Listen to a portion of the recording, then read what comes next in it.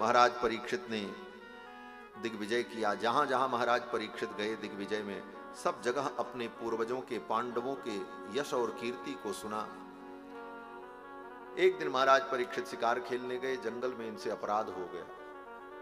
प्रारब्धवश हुआ, विधि का वही विधान था, जानबूझ करके नहीं किया, वो ईश्वर की इच्छा थी, वो घटना होनी थी। और परिणाम ये हुआ कि एक मरे हुए सांप को एक महात्मा के गले में क्रोध में डाल दिया। महात्मा के पुत्र ने शाप दे दिया, जाओ आज के 7वें दिन तुम्हें तक्षक नाग काटेगा, तुम्हारी मृत्यु हो जाएगी। महाराज परीक्षित लौट करके आए। उन महात्मा ने अपने पुत्र को, शिष्यों को भेजा, बोले जाओ जाकर के राजा परीक्षित को बता दो आज के 7वें दिन मृत्यु होगी, परीक्षित अपने कल्याण का कोई उपाय कर ले। ब्राह्मणों ने आकर के बताया। जब बताया तो महाराज परीक्षित बड़े प्रसन्न हुए, उन ब्राह्मणों के चरणों में प्रणाम किया और कहा, महाराज आपने बड़ी कृपा की, मुझे शाप दिया, अब मैं अपने पापों का यहीं पर प्रायश्चित्त करके पवित्र हो जाऊंगा। अद्यैव राज्यम बलमृद्धकोशम प्रकोपित ब्रह्मकुलानलो में दहत्वभद्रस्य पुनर्नमे भूत पापी यसी धीर द्विजवेद देवगोभ्या। आपने बहुत अच्छा किया, मुझे शाप दे दिया। और उसी समय महाराज परीक्षित ने अपना राज्य अपने पुत्र जन्मेजय को दे दिया और सब कुछ छोड़कर गंगा के तट पर आ गए। गंगा के तट पर जब आए तो गंगा के तट पर यह समाचार सुनकर बड़े बड़े ऋषि मुनि महात्मा लोग एकत्रित हो गए। वेदव्यास जी महाराज, पराशर जी महाराज, वशिष्ठ जी, वामदेव, जाबाली, सब आ गए। तत्रोपजग्मुर्भुवनम पुनाना, तत्रोपजग्मुर भुवनम पुनाना, संपूर्ण भुवन को पवित्र करने वाले कौन? बोले महात्मा लोग। ये महात्मा जो होते हैं ना, इनके कारण ये धरती और तीर्थ पवित्र होता है। स्वयं ही तीर्थानि पुनंति संता। ये तीर्थ क्यों है?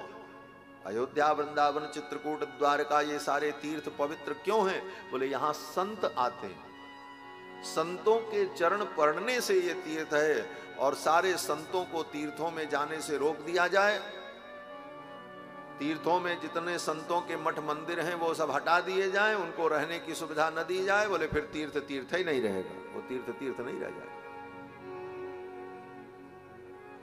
संतों के कारण ये तीर्थ है।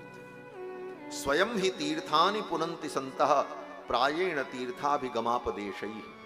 तीर्थ भ्रमण के बहाने इन संतों के आगमन से तीर्थ होता है। अब सब महात्मा वहां पहुंच गए गंगा के तट पर और चर्चा होने लगी कि क्या हो, परीक्षित का कल्याण कैसे हो। तब तक सुखदेव जी महाराज आ गए। बोलो श्री सुखदेव भगवान की। अब भागवत की कथा में सुखदेव जी का आगमन हुआ है। अभी तक तो भागवत जी की इतनी बड़ी भूमिका थी जो कल से आप सुन रहे हैं। अब सुखदेव भगवान आए। कहां? बोले गंगा के तट पर, जहां परीक्षित विराजमान थे। तत्रा भवत भगवान व्यासपुत्रो यदृक्षयागामटमानो नपेक्षः अलक्षलिंगो निजलाभतुष्टो वृतश्च बालैरवधूत वेशः। अवधूत वेश धारण किए हुए परमहंस सुखदेव भगवान आ गए। 16 वर्ष की अवस्था। तम द्व्यष्टवर्षम, द्विअष्टवर्षम, द्विअष्ट का मतलब 8 दूनी 16, 16 वर्ष की अवस्था। सुकुमार पाद, बड़े सुकुमार चरणारविंद हैं उनके। करोरुबाह्वंस कपोल गात्रम, हाथ कपोल, अंग प्रत्यंग अत्यंत सुकोमल सुंदर। और चार्वायताक्षोन्नत तुल्य कर्ण।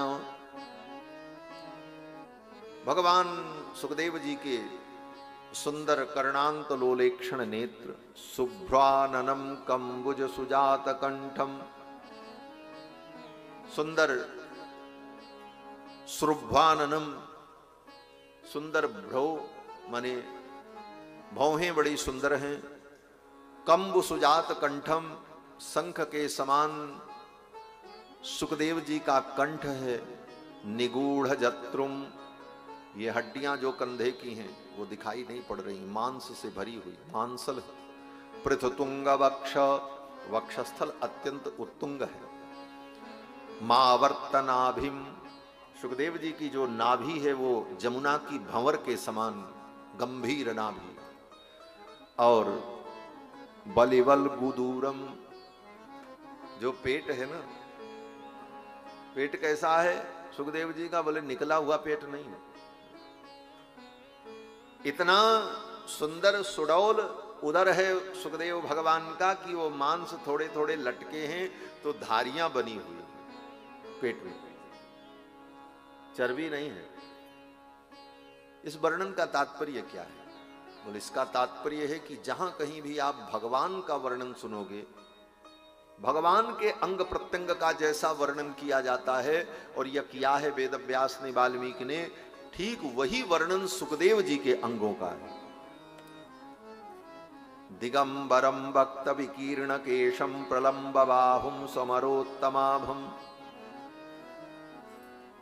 आजान बाहु हैं, श्यामम, भगवान श्याम वर्ण है, सुखदेव जी भी श्याम वर्ण है। ये सब कहने का मतलब क्या निकला? बोले चारवाक्ष नेत्रम, सुंदर नेत्र हैं, बड़ी बड़ी भुजाएं हैं, अंग प्रत्यंग अत्यंत कोमल हैं, शंख के समान ग्रीवा है, गभुआरी अलकावली है, श्याम वर्ण है, यही सब तो भगवान का भी स्वरूप है। तो कहते हैं इसका मतलब ये हुआ कि ये सुखदेव जी कौन हैं? बोले भगवान श्याम सुंदर कृष्णचंद्र ही सुखदेव के रूप में राजा परीक्षित को कथा सुनाने के लिए आ रहे हैं।